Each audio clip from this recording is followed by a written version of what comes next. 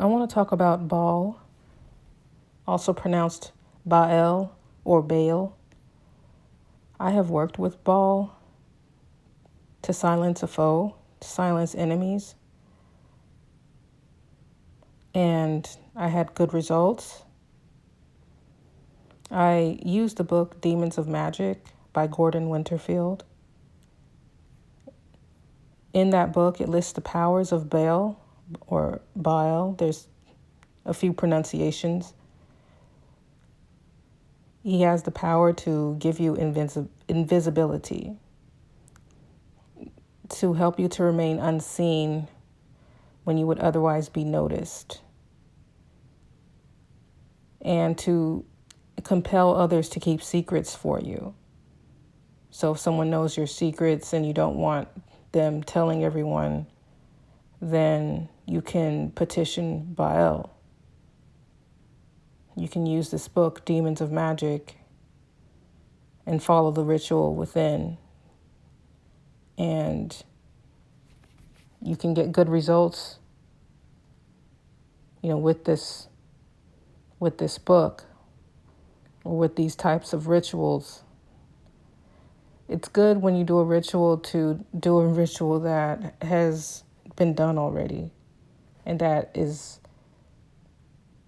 constructed well. A well-constructed ritual, it improves, in my opinion, it improves the magic when it's constructed well. And when you follow it closely, to as closely as possible. Some people like to make their own rituals, and that's fine. If you feel skilled enough to do that. But I do think when you're a beginner, it's good to follow rituals that have already been done, So that's why I do recommend that book, Demons of Magic, for working with the spirits of the Goetia. And yes, Baal is the first spirit of the ARS Goetia, the first of 72 spirits of Solomon, King Solomon. And there's a lot of mystery surrounding Baal. At least it seems to be that way to me. He has this reputation of being this god that people sacrifice children to. And some people say it's not true. They did not sacrifice children. But I would say that, in those times, human sacrifice was done. It wasn't, I don't believe in that. I think human sacrifices, should not be practiced. But in those times, in those ancient times, people were sacrificing. People were making human sacrifices. So if he was or wasn't a god that people sacrifice children to, I cannot personally be sure of that. I do not know. I know that there's arguments on both sides. But what is found about Baal in literature is that he was an agricultural and fertility deity of Canaan. And he was, then kind of morphed into a fallen angel and a demon, perhaps by the Hebrew religion. The name Baal means the Lord, and there were other deities named Baal in ancient Syria and Persia. So I don't know if that was the same deity. He was said to be the son of El, the high god of Canaan. However,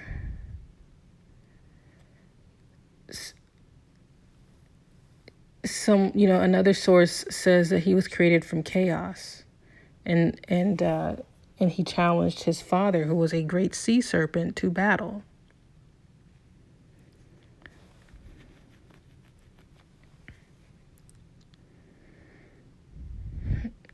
some sources say that Baal was challenged to battle by Mot, the god of death, and Baal was defeated and sent to the underworld.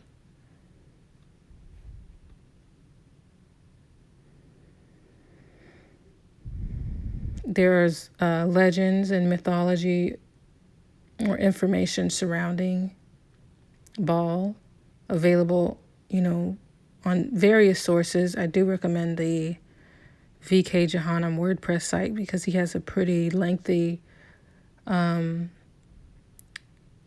post about Baal, and it has a lot of information there about his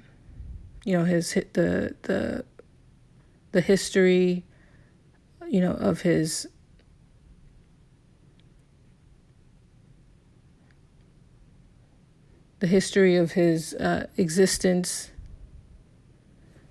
in ancient times and the legends. There's also a list of magical chants to him. His element is fire. And so he does seem to work with fire festivals, or in some capacity he's associated with fire festivals.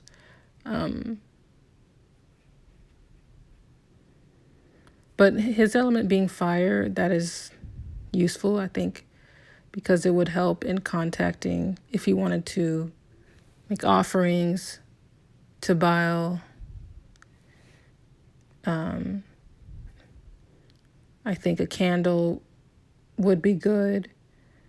His attributions include frankincense and sandalwood and cinnamon and bayberry, so these could be offerings for Baal. His planet is the sun. His direction is south, although some other sources say he rules over the east.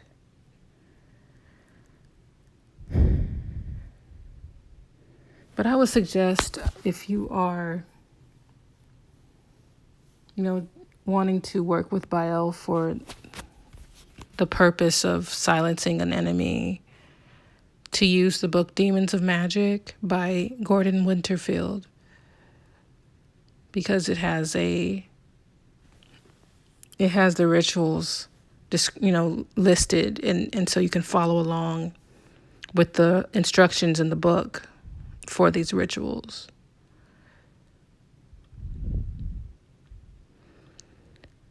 Now, some people, they want to go deeper into relationship with spirits, and so I would say when you are wanting to go deeper into a relationship with spirit, the first thing to do is to do your research on the spirit. Do a lot of research and reading about the spirit. And that is a form of contact, honestly, with spirits, is when you read about them and learn about them. That is a form of, because you're giving that spirit energy by your attention on the spirit. So read about the spirit, find out what you can. Chant the ends. Those are those chants that you can find that are used to contact the spirit. There's magical chants that you can say. You can find them on YouTube. You can find them on VK Jahannam's site, or find some books on Amazon. I recommend S. Connolly. She has she has many books about demon magic. And these ends and these chants are helpful in getting you closer to the spirit, making your presence known. And there's many different ones that you can use. There's one that is, it goes ARS Bael. That's one of the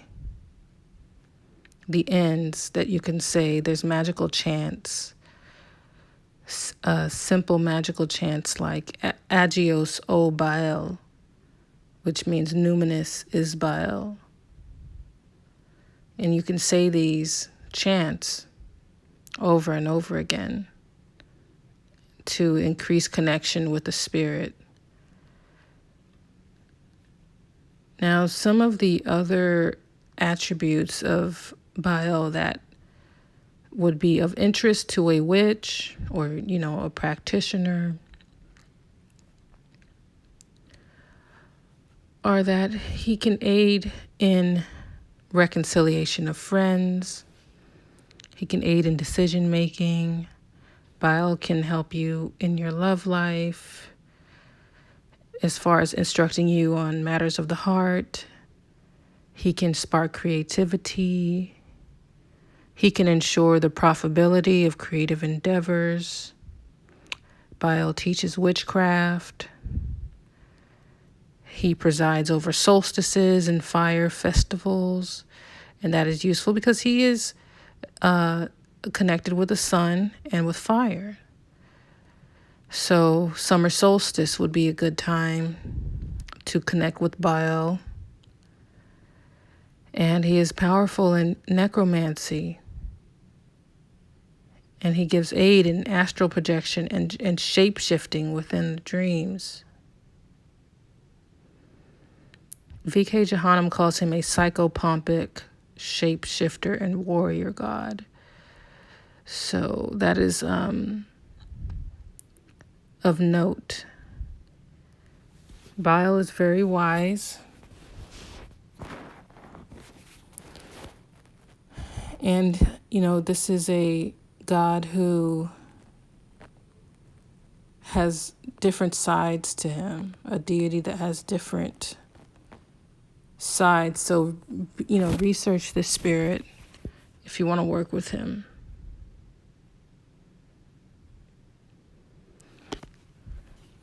Good luck in your magic and in your ascent. And I will see you or speak with you another time on another day. Thank you.